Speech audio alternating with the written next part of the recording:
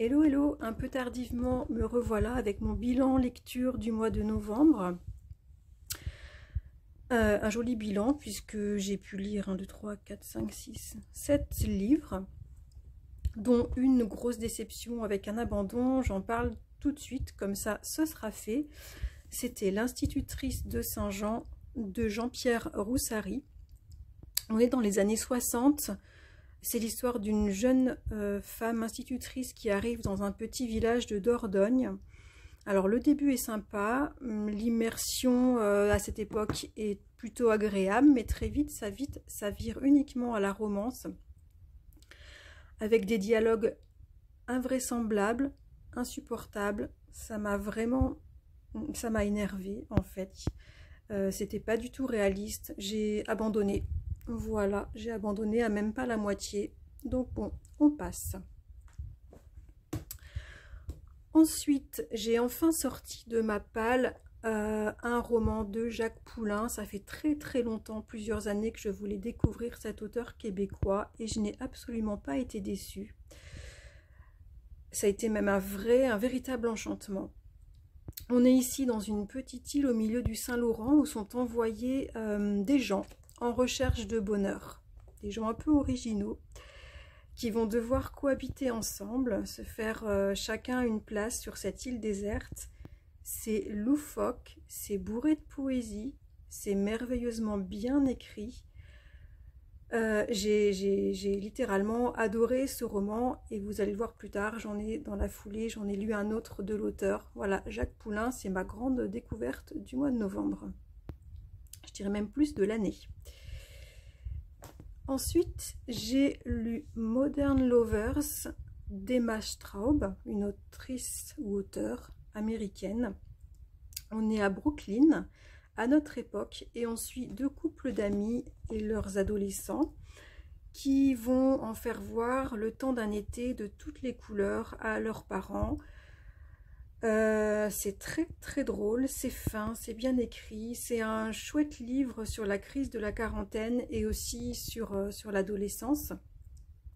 J'ai beaucoup aimé la mise en avant de personnages diversifiés en termes de couleur de peau, d'orientation sexuelle, d'âge, de physionomie.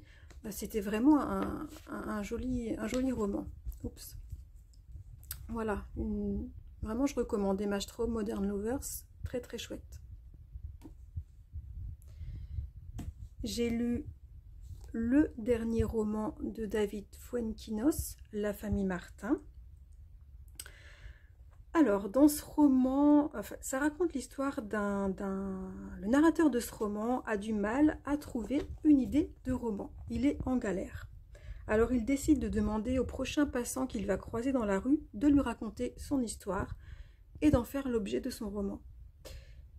Et le voilà embarqué dans la petite vie de la famille Martin, qu'il va chambouler et qui va également lui-même le chambouler par rapport à sa propre histoire. C'est toujours aussi drôle et en même temps très fin, ces histoires de David Fuenquinos. C'est très bien mené, on n'a jamais le temps de s'ennuyer, c'est très limpide. Voilà, du roman français classique qui se lit d'une traite, David Fuenquinos, La famille Martin. Voilà, une chouette lecture que je recommande fort. Alors ensuite, j'ai donc, comme je le disais, j'ai réitéré avec Jacques Poulain, puisque j'étais très heureuse d'avoir un deuxième roman de cet auteur dans ma palle, donc j'ai sauté dessus. Donc Chat sauvage de Jacques Poulain. On est dans les années 80 et on suit Jack, qui a la cinquantaine, qui est un écrivain public, qui mène une vie toute simple, sobre, auprès de son ami Kim. Un jour, Jack reçoit dans son bureau un vieux monsieur très étrange qui lui demande de rédiger une lettre d'amour pour sa femme qui a disparu. On ne sait pas si elle est décédée ou si elle l'a quitté. On n'en sait pas plus et il ne raconte rien de plus, ce personnage. Mais Jack est assez intrigué par ce monsieur et il va décider de mener l'enquête pour savoir qui est ce personnage qui en fait est qu'à le chier et qui balade les gens dans sa calèche dans les vieilles rues de la ville de Québec, qu'on visite au passage, et d'ailleurs c'est très très agréable. Encore un beau roman, une jolie quête de personnages, des situations cocasses, plutôt truculentes. Encore une fois, une plume très poétique, presque onirique, avec des personnages pour le coup très très loufoques. Vraiment, j'aime beaucoup cet auteur et je pense que je vais essayer de me trouver d'occasion toute sa bibliographie, tellement voilà, je suis devenue fan. Ensuite, j'ai lu un roman de Lisa Giraud-Taylor, Karl Nina, Un chemin. Un roman, je crois qu'elle avait écrit il y a plusieurs années et qu'elle vient de rééditer. Alors, Lisa Giraud-Taylor est une booktubeuse qui est également autrice, qui a publié pas mal beaucoup de romans. Alors, Karl Nina, c'est une formidable évasion et c'est le récit de vie de Nina, qui toute sa vie va se battre pour l'amour de sa vie, un lieutenant de la Wehrmacht, donc un amour pas possible, un amour très très compliqué, surtout que Nina vit dans un petit village de Dordogne durant la guerre. On la suit sur toute sa vie et sur la vie des autres personnages, de ses proches qui gravitent autour d'elle. C'est très riche en rebondissements, la plume est limpide, c'est vraiment bien écrit.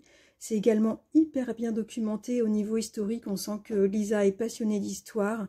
C'était vraiment une très bonne lecture et il me tarde de lire d'autres romans de Lisa.